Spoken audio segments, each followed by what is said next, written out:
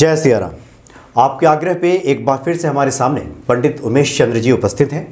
पंडित जी ने पिछले कार्यक्रम में कुछ उपाय, कुछ विधियां पूजा को लेकर के बताया था कि 2 दीपक जलाकर आप कैसे पूजा करें कि आपके घर में सुख समृद्धि आए। बहुत सारे भक्तों ने इस उपाय को आजमाया। कुछ लोगों ने बाकायदा तस्वीरें भेजी अपने घर की। पीकी शर्मा जी हैं, उन्होंने भी तस्वीर भेजी और बताया कि किस प्रकार से वो पूजा कर रहे हैं। उनका आग्रह भी है और तमाम ऐसे बहुत सारे लोग हैं जिन्होंने कॉल करके, मैसेज करके, व्हाट्सएप पे और ये जानना चाहा है कि पंडित जी से जाना जाए कि हम नियमित पूजा कैसे करें। क्योंकि आमतौर पे किसी भी घर में देव तो एक ही हैं लेकिन अलग अलग रूपों में विराजमान रहते हैं। गणेश जी, लक्ष्मी जी, हनुमान जी, राम दरबार, शिव जी, ये तमाम देवताओं की मूर्तियां लगी होती हैं। तो पंडित जी से हम जानेंगे अगले 10-12 मिनट के भीतर ही कि हम लोग कैसे नियमित पूजा कर सकें। स्वागत है आपका पंडित जी। राम राम। पंडित जी बताइए कि कैसे हम लोग, कोई भक्त अगर अपने घर में, जो गृहस्थ हो, अपने घर में जब पूजा करता है तो कैसे इस क्रम को आगे बढ़ाएं। देखा जाए पूजा करने के लिए जी सर्वप्रथम कुछ छोटे छोटे नियम हैं। जी जी, शॉर्टकट में मैं बता देता हूँ। तो बिना आसन के आपको पूजा स्थल में विराजमान नहीं होनी चाहिए। जी हाँ, जी हाँ, बिल्कुल। और पहला आसन डालें, उसके बाद आसन पर विराजमान हो और फिर भैरव जी से आज्ञा लें कि हम इस भगवान की विशिष्ट रूप से आज पूजा करना चाहते हैं। अच्छा। और भैरव जी को प्रणाम करके आप शुरू करें। फिर सबसे पहले गुरु की वंदना करें। गुरु की वंदना के बाद आप अपने इष्ट की वंदना करें और उसके बाद पंच देवताओं की पूजा करें। अच्छा पंडित जी, थोड़ा सा ये भी बता दें कि जिन लोगों के गुरु नहीं है, जैसे बहुत सारे ऐसे लोग हैं जिनको सदगुरु मिला ही नहीं, तो वो फिर क्या करें? किसी भगवान को, इष्ट को ही गुरु बना लें, फिर वंदना करें। देखिए, जिसको सदगुरु मिला नहीं, वो ज़्यादा रिसर्च उधर में रहे भी नहीं, वो सीधा सीधा शिव जी को गुरु बना ले, हनुमान जी को गुरु बना ले, कृष्ण को गुरु बना ले, साईं जी को गुरु बना ले, कोई फर्क ना पड़ता। बट आस्था पूरी होनी चाहिए। जी जी, बिल्कुल। है ना। गुरु बना के ये भी नहीं करना है कि एक दिन साईं जी को गुरु मान लिया, कल को उठाया फोटो फेंक दिया। नहीं, ये साईं जी काम के नहीं है। ये नहीं करना है, हर हालत में नहीं करना है। गुरु बना लिया तो मस्ट वही गुरु हमारा है। हमारा नैया डूब जाए चाहे पार लग जाए, गुरु हमारा वही है जी। ठीक है ना। तो गुरु कभी चेंज नहीं होता, गुरु एक ही होता है। मंत्र भी एक ही होता है जो गुरु ने दिया। अब मान ली गुरु ने न दिया, आपने भगवान को गुरु बनाया, तो अपनी चॉइस से कोई भी मंत्र चूज कर लीजिए और उस मंत्र का जाप अपना प्रारंभ कर दीजिए। गुरु की आज्ञा ले लीजिए कि हे गुरुदेव, हम आज हनुमान जी की पूजा करना चाहते हैं और हमने मंत्र ये संकल्प लिया है कि ओम हंग हनुमते नमः जपेंगे, मेरी मदद कीजिए। हाँ, आप अच्छा। इस मंत्र की सिद्धि में मेरी गुरु के रूप में सहायता करें ताकि हनुमान जी का साक्षात्कार होवे अथवा हनुमान जी हमारे अनुकूल होकर के हमारे सारे कार्य करें। ठीक है। आपको गुरु की सहायता स्वतः ही मिलने लग जाएगी, है ना। और इसमें कहीं संदेह नहीं है, जैसे जैसे समय बीतता जाएगा सपने में आपको उसका अध्याय खुलता जाएगा कि ऐसे करो, ऐसे करो, ऐसे करो। गुरु की तरफ से आपको सपना आने लग जाएगा। समझे? आप समझ रहे हैं कि हम सपना देख रहे हैं, न गुरु दिखा, न कुछ दिखा कोई और वो बता रहा है, विधि बता रहा है, मतलब मार्ग प्रशस्त होता जाएगा। हाँ, तो किसी न किसी रूप में आकर के आपको सपने में गुरुदेव आज्ञा करेंगे, उस आज्ञा का पालन करते रहिए।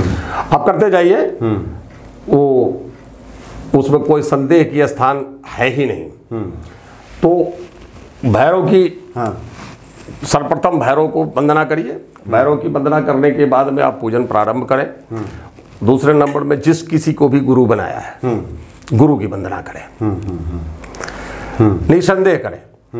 उसके बाद में जिस इष्ट की पूजा करनी है उनका ध्यान करें। ध्यान करने के बाद में उस इष्ट को स्नान ध्यान कराएं, है ना।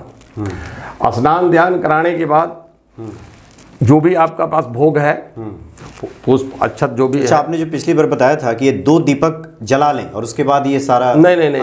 अच्छा, अभी नहीं, सबकी अपना अलग अलग नियम है। शुरू में आपको बता दूं कि पहले आप भगवान को स्नान ध्यान कराएंगे। अच्छा, आप हमारे यहाँ आए, स्वतः सीधा सीधा समझ ले कि आप हमारे यहाँ आए तो हम आपका हाथ पांव पहले धुलवाएंगे। तो उसके बाद में कहेंगे कि नहाना है तो फ्रेश हो लीजिए, बाथरूम दिखाएंगे, चाय चुय पिला के बोलेंगे बाथरूम में फ्रेश होना तो हो लीजिए। सबसे मतलब जैसे आपको रेस्पेक्ट करने के लिए हम बोलते हैं, वही चीज भगवान के लिए रेस्पेक्ट करने के लिए भगवान का आह्वान किया।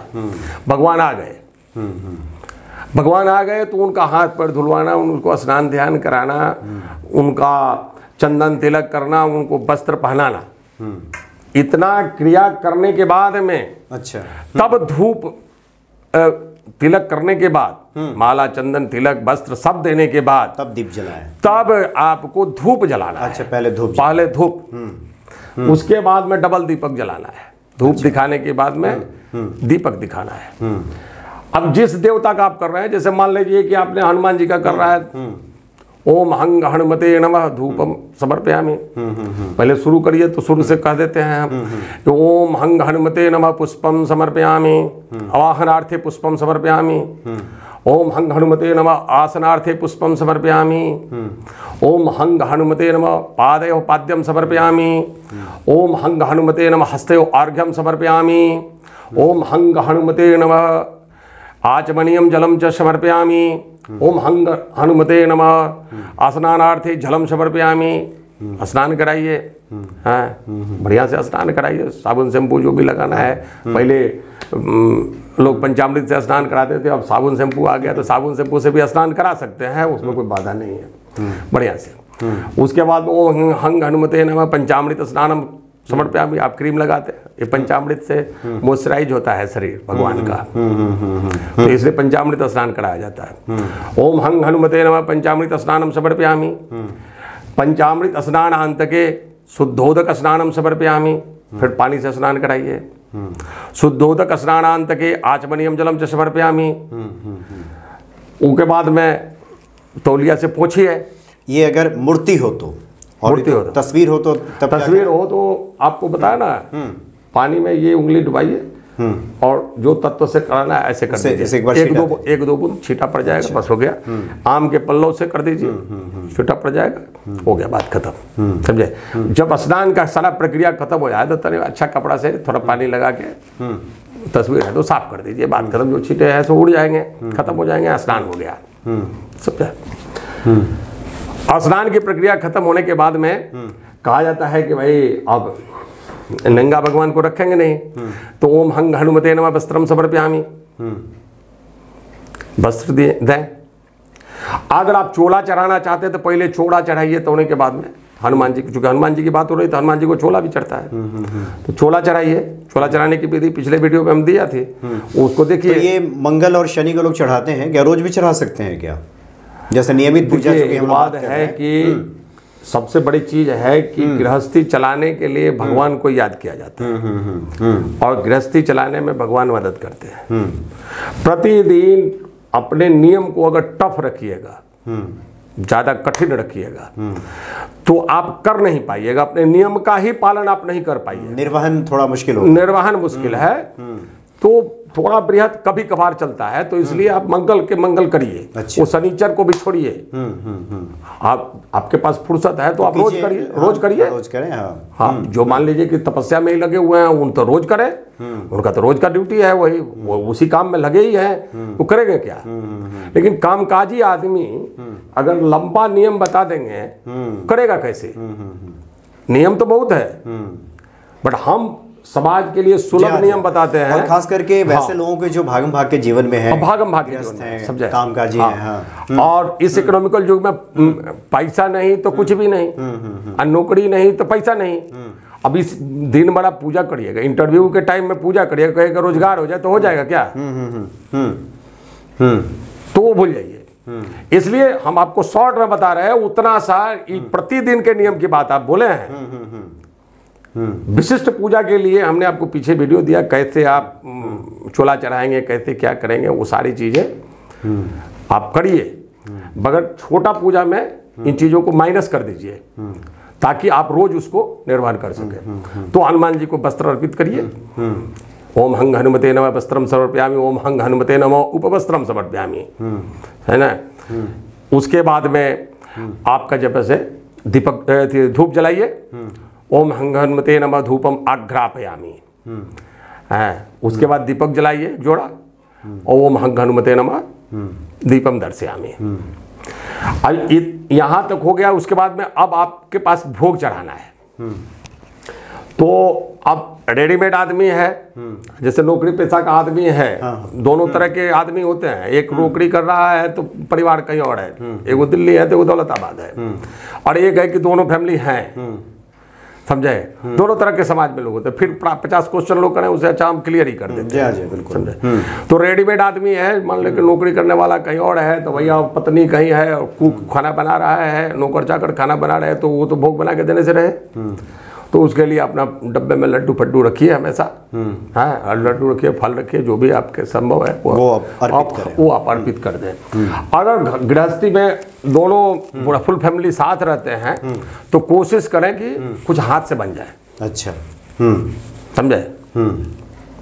हाथ से बनाए प्रसाद पे भगवान ज्यादा रिझते हैं, इसमें कोई डाउट नहीं, क्योंकि भगवान के लिए भोग बना रहा है आदमी, तो कुछ देर तक उस भगवान को याद रखता है कि हम आज बजरंग बली का भोग बना रहे हैं, आज हम लक्ष्मी जी का भोग बना रहे हैं, आज हम शिव जी का भोग, कोई सा भोग बना रहे हैं। तो अगर फैमिली के साथ हैं तो इस बात का ध्यान रखें कि छोटा मोटा भोग आप हाथ से बना लें। तो अब हनुमान जी की बात चल रही थी, तो हनुमान जी की बात करें।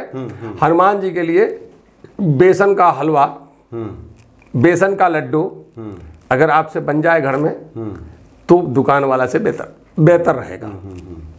अर्पित करें भोग के रूप में। कोई एक फल जो भी हर गृहस्थी वाले के घर पे हमेशा आता ही रहता है, ना है तो कोई बात नहीं। ये भी नहीं कि स्पेशली अब ये दौड़ के जाएंगे, ये नियम बनाए हैं, आज नहीं है तो नहीं है भाई, अगला दिन लेके आएंगे, ठीक है। बट भोग में आपको बता दूं कि रेडीमेड भोग आपको बता रहा हूं, जो मान लो कि घर वाले ना बना के देवे तो झगड़ा ना करिएगा, तो इसलिए रेडीमेड भोग बता रहा हूं। 5 बतासे, 5 किशमिश, 1 जोड़ा लौंग, है ना, और 1 जोड़ा इलायची। इतना तो आप रख सकते हैं ना जी। अच्छा, मतलब लौंग इलायची भी आप अर्पित करें ये? हाँ, बिल्कुल बिल्कुल बिल्कुल। हनुमान जी को लौंग अर्पित करने से समस्त नवग्रहों को ये दबा देते हैं। शनि का आइटम है वो, समझे। तो इतना आप डब्बा में बंद करके रख सकते हैं, बिल्कुल, समझे। थोड़ा सा मिश्री अथवा बतासा, 5 दाना ही किसमिस चढ़ाएं, समझे। और हनुमान जी के लिए उससे भी सस्ता है, रात में चना फूलने को डाल दीजिए, गुड़ रखिए, गुड़ और चना का भोग लगा दीजिए, बात खत्म, है ना। भोग लगाने के बाद उनको मुंह खोगड़ा हाथ धोने के लिए इस भावना से 1 लोटा पानी दीजिए, पिएंगे भी, हाथ भी धो लेंगे, है। और बाद में फिर कहा जाता है आचमनियम जलम च समर्पयामि। मान लो कि हाथ धोने के टाइम पानी घट गया तो हाथ धुला दिए, आचमनियम जलम च समर्पयामि। उसके बाद में कर्पूर जलाइए, आरती करिए, उसके बाद हाथ जोड़ के नमस्कार करिए, है। नमस्कार करने के बाद में आप उनसे क्षमा मांगिए कि हे प्रभु, अगर आपकी सेवा में हमसे कोई कमी रह गई तो उसके लिए क्षमा करें, समझे।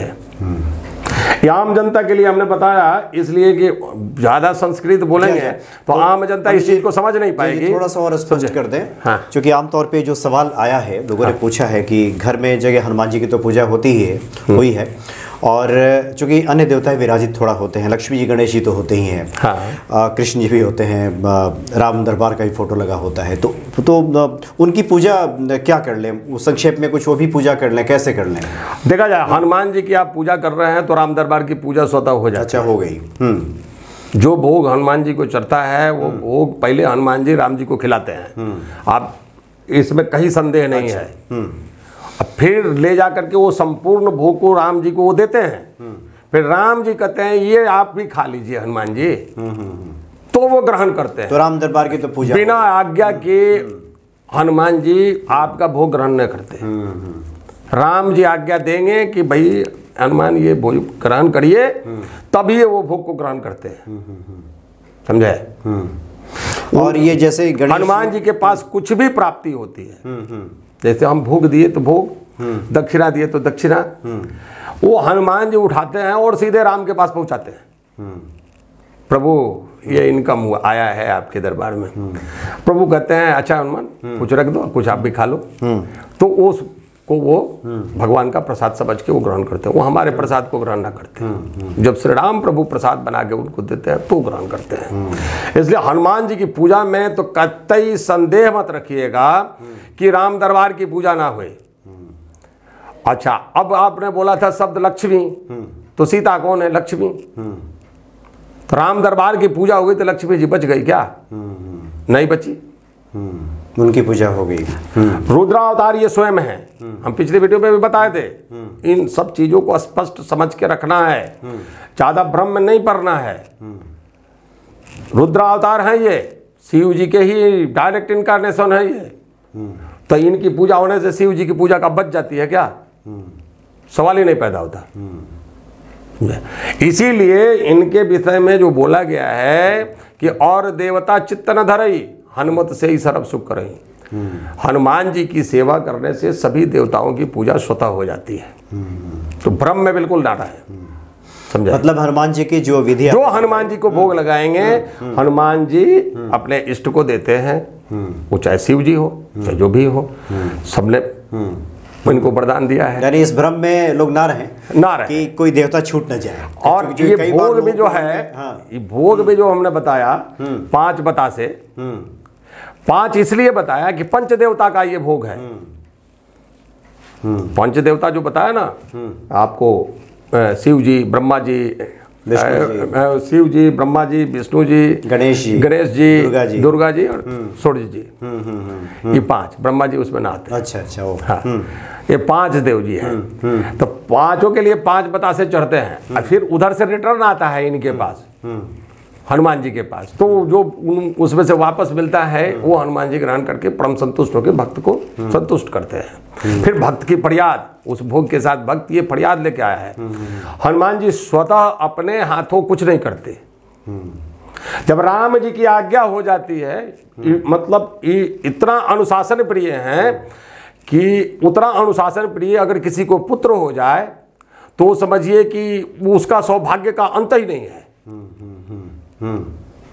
कुछ भी हनुमान जी के पास में गोपनीय नहीं रहता राम जी से। कुछ भी मिल जाए वो जाते हैं। आप फरियाद करते हैं, वो भी फरियाद राम जी के पास ये पहुंचाते हैं। ये अर्जी है जी, आइए भोग लेके आया है। एक भक्त आया है, बड़ी रो रहा था, क्या करा जाए? तो राम जी कह दिए कि भाई उसकी किस्मत में रोना ही लिखा है, अभी छोड़ दो। तो चुपचाप ये शांति से रहते। इसीलिए थोड़ा विलंब होता है, इनको आज्ञा लेनी पड़ती है। और राम जी कह दिए कि बहुत रो रहा है, तो अरे हनुमान जी आप तो सर्वसमर्थ हैं, जाइए ना, कुछ करिए ना उसके विषय में। तो हनुमान जी तत्काल उसकी मनोकामना पूर्ण भी कर देते हैं, समझे? बट ये आप संशय में कोई भी भक्त ना रहे कि हनुमान जी की पूजा कर रहे हैं तो अलग से किसी और देवता की पूजा करने की जरूरत है। आप जितना मंदिर में आप जमा खड़ा जुटा के रखे हैं, पूरे जमा खड़ा की पूजा हो जाती है। जिससे संशय ना रखें कि पता नहीं कोई देवता छूट ना गया। पंडित जी एक और आखिरी सवाल बता दीजिए, क्योंकि आमतौर पे हनुमान जी का भोग लगाया जाता है तो उसमें बताया जाता है कि आप उसमें तुलसी दल जरूर छोड़ें। 100% ये अनिवार्यता है? अनिवार्यता है। अच्छा। बिना तुलसी के राम भोग ग्रहण नहीं करते हैं। राम जिस भोग को ग्रहण नहीं करते हनुमान जी ग्रहण नहीं करते। इसलिए जो भोग लगाए, हाँ, इसलिए नारायण के लिए, नारायण ने तुलसी को आशीर्वाद दिया था। जरासंध की पत्नी थी वो, उसको आशीर्वाद दिया था कि जाओ तेरे बिना आप हम न रहे। तो जब तक नारायण को तुलसी का भोग नहीं लगता, नारायण उस भोग को ग्रहण ना करते। आपने आपको जो बोला बिल्कुल उसी सीरियल में हनुमान जी भी ग्रहण नहीं करते, क्योंकि जब नारायण ही ग्रहण ना करते हैं, रख दो उधर यार, तो हनुमान जी उसको गलती से छुएंगे भी नहीं। रख दिए तो रख दिए, बात खत्म हो गया। फिर वो गया आपका प्रसाद तेल लेने, समझे? तो बिना तुलसी दल के हनुमान जी की भक्ति ना होती है, समझे? इसीलिए इनका रोट बनता है तो एक मुठा तोड़ के उसी में मिक्स अप करके इकट्ठे बना देते हैं हम लोग। और तुलसी दल जरूर डालें। तो चलिए, बहुत बहुत धन्यवाद पंडित जी आपका, क्योंकि आपने काफ़ी अच्छी जानकारी दी। उसके बाद भी अगर कुछ जिज्ञासा आपके मन में रह गई हो, कुछ सवाल रह गए हो, तो आप बेझिझक आप हमसे पूछ सकते हैं और हम पंडित जी से एक बार फिर से जानेंगे जो भी आपकी जिज्ञासाएँ होंगी। चलिए बहुत बहुत धन्यवाद अमृत जी आपका। राम राम। नमस्कार। जय श्री राम।